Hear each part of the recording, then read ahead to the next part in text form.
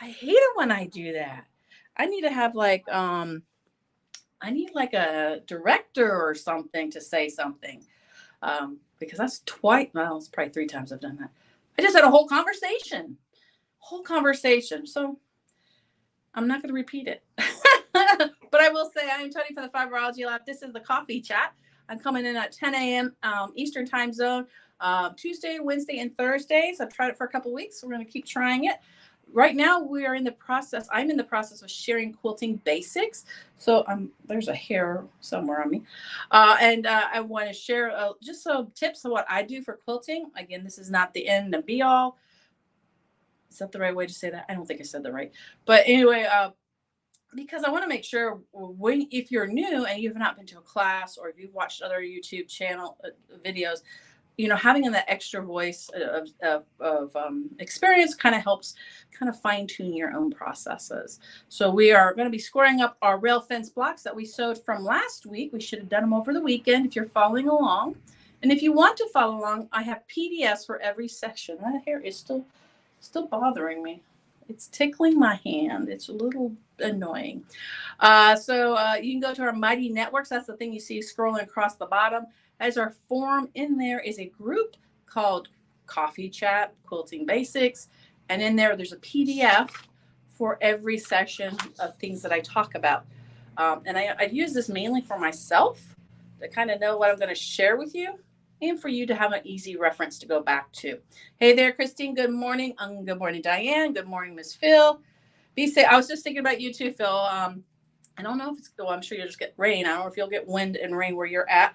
But yeah, we have a storm coming. I am laying so initiative. They are being initiated in Florida. It's our second storm. This storm, I don't know. I'm not going to say anything because I don't know what's going to happen. But I might not have power. Maybe Thursday morning. So if I don't come on Thursday doing the coffee chat, I'll be back next week on Tuesday doing it because I should have power then. So we should be okay. We are better prepared and aware, thanks to Ian, but we still haven't got our generator. So that means like, crap. We were going to wait till December, January when they're on sale. And we probably still will. We'll just make it work for this weekend and whatever happens with the power. So how is everybody else doing today? It's still the beginning of the week. Maybe I shouldn't ask that question yet, but just curious. Well, how are you doing today? I'm finishing up my cup of coffee, and I do have water, but it's on the other side of the room. And you guys hear me well now, since I didn't turn on the mic on one of my systems. I'm going to purchase a new cordless mic, too, so I can be more clear when I am doing these videos. If you are in our Mighty Networks already with our coffee side chat, I'm going to challenge you to play along now. I know a lot of people have been watching, and there's a couple people that have been sharing their fabrics. And again, if you're watching this on the replay, thank you. But I'm going to start giving stuff away because I got a lot of stuff when I went to Quilt Market last week, and it's time to give it away because I don't need it except for inspiration.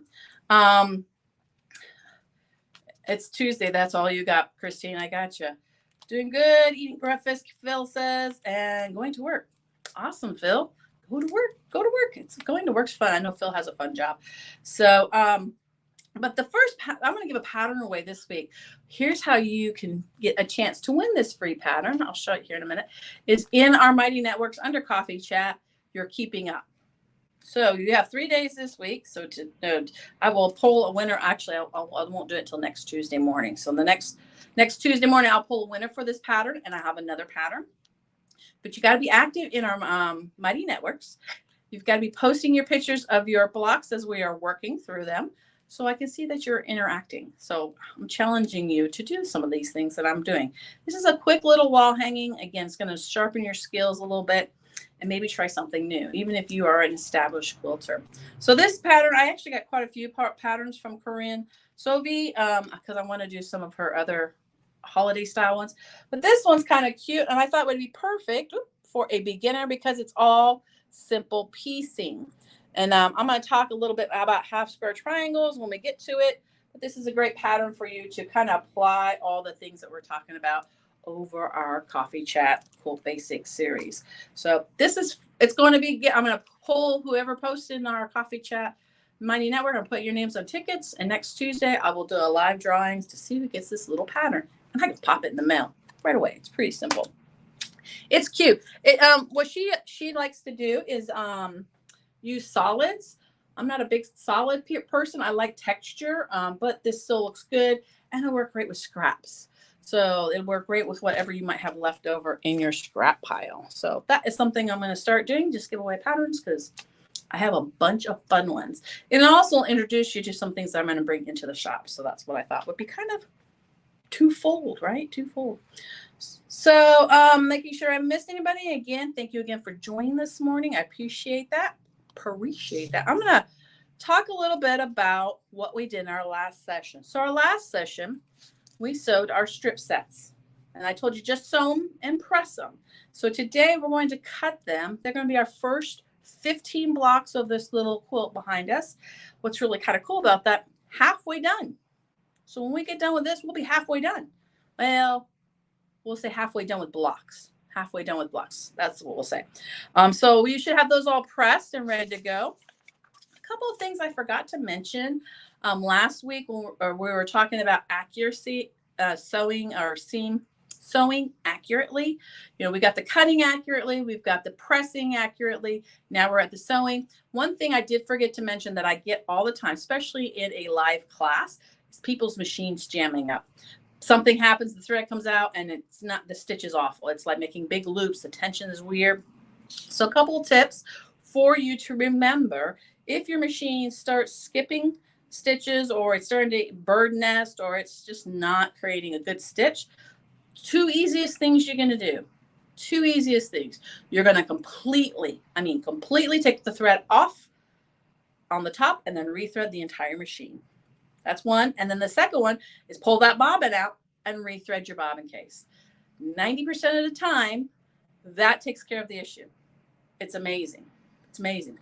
If it doesn't, the next thing you want to do is pop up that stitch plate, clean all that lint and stuff out of there, put it back down, and change your needle.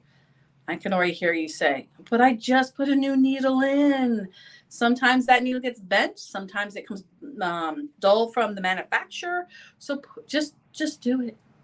Just clean it out, put a new needle in, and that will take care of the 99% left of the problems. If you're still having problems at that point and you've done all those 4 steps, you need to have it serviced. You need to take it into your local dealer, let them look at it, check it out, see if there's anything wrong with it. It could be a timing issue. It could be some other thing. So, but if you do those 4 steps 99% of the time, that takes away all those problems. And this is why it's so important to have your machine serviced and cleaned every year. So that was one thing I forgot to mention last session. And I want to make sure you're aware of that.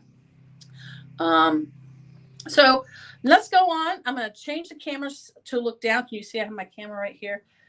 I'm still working this out, trying to figure out the best way to demonstrate and show you stuff. And I'm about to videotape our ELF workshop stuff. If you don't know what our ELF workshop is, check out our website, our website and our emails that's coming out later today. So let me do this. Oops, go back here. There we go. All right, so we're going to talk about everything on this paper. That's our PDF for today. Let me get my coffee out of the way. So we have now should have 3 strip sets. We are going to cut 15 6.5-inch squares out of our set. Now this set here in front of me is kind of a dummy set. I'm going to call it that because I'm going to show you what happens if you're short and what happens if you're on mark. So let's start with the best. We're going to start with the best things first. And I took all my tools home, so I don't have the proper tools to cut today, but we're going to use my rotary cutter that I'm not fond of because I still have it. So again, if you're right-handed, you're going to cut on the right hand of the ruler. If you're left-handed, you're cutting on the left hand of the ruler, or left side, I should say. Hopefully you can see it. There is my selvage here. So I need to trim away that selvage first. So let's go ahead and just do that. Again, I am left-handed, but I'm cutting right-handed. All I'm doing is cutting a straight line what I do encourage you to do, can you guys see that? I can't zoom on this. This is my 1/4 inch line on this ruler. So it's 2 inches and 1/4. And that's what it should be in both sides. And I line up the seam line to a line on my ruler to make sure it's square. Then I'm going to cut, maybe, and this is why I'm not fond of this cutter, but then I'm going to cut all the way through. There we go. All right, so now we have a straight edge to work from. So again, now we're going to take this ruler, because I'm using a 6.5 inch square. That was one of the supplies I recommended you use. Most people have a 12.5 by 6 inch. This works the same. If you want to use that, that's totally up to you. What I like about this is when we start squaring down our blocks, I'm going to show you how that works. So I am cutting right-handed. I trimmed off my selvage. I'm going to have to flip my entire piece. I'll flip my entire piece. Just line it up with the edge, and I still use the line at the seams because I know the center piece is 2 inches. So and these pieces on the outside should be 2 1/4 if your seam allowance is accurate. I'm going to show you when it's not accurate here. Don't worry, I can already tell you mine. Oh, there it goes. It's not quite as accurate as it could be as well, but that's why I wanted to show it to you. So now again, still spidering my hand, giving myself that 1 inch from the edge. This cutter does not want to work today. There we go. Oops. Now it's kind of hard to start off the fabric and come onto the fabric, but basically that's what you're going to do. So what I recommend doing first is cutting your 15 cubes, blocks. I'm going to cut this one. I'm going to cut at this end. It's a different seam allowance. I'm going to show you what that looks like. So, shoot, because it's not right, I can't use the line. So I'm going to square up the edge. And then I'm going to rotate it around.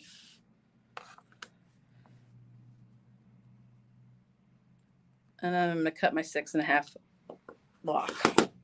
All right, so this is what I want to show you. These are 2 blocks, and I use 2 different. You already see how the difference in size.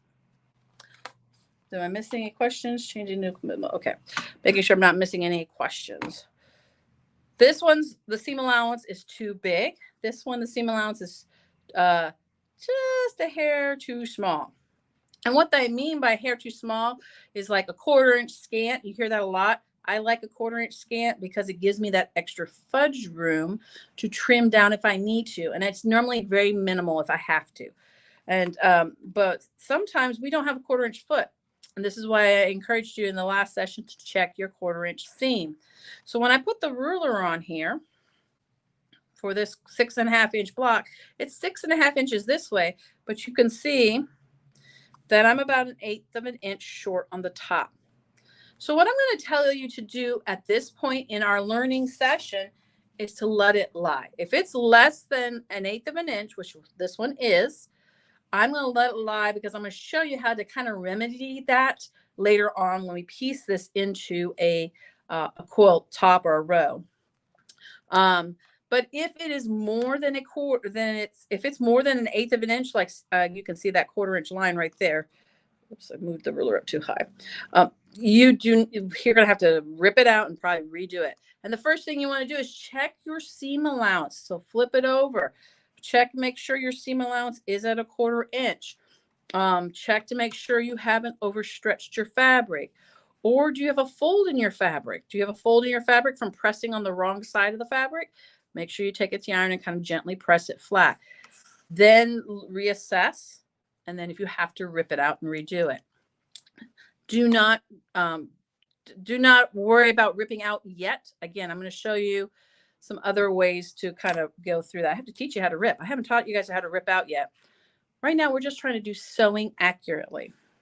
So on this one, it is, again, I'm using the lines on the rulers on the seam line. So this is a 2 inch. The middle strip should be 2 inches between the seams. 2 1/4, 2 1/4. That equals 6.5. And this is where you're going to learn how to balance your fabric. So you can see right here, there's a little sliver and there's a teeny sliver up there. In my book, I wouldn't worry about it. But if this is one of your processes that I remember I recommended, pick one process that you do so well, because if you're a perfectionist, some people need that. This is one of those things, so you can trim that down. I kind of live a little by the seat of my pants, because my thought process is it'll all come out once I quilt it. But if it's short, this one's easy enough to not worry about. But if it's short, this is a concern as we go further into our quilt, because it's going to mess up the sizes and our seam allowances. So if you find it short, or more than 1/8 of an inch short on your 6.5-inch piece, don't rip it yet. Don't do anything with it yet. I want you just to let it lie and maybe pin it, because I'm going to show you how you can square down either your blocks to match that, or we'll have to worry about ripping it out later. So, but I do encourage you to check that seam allowance.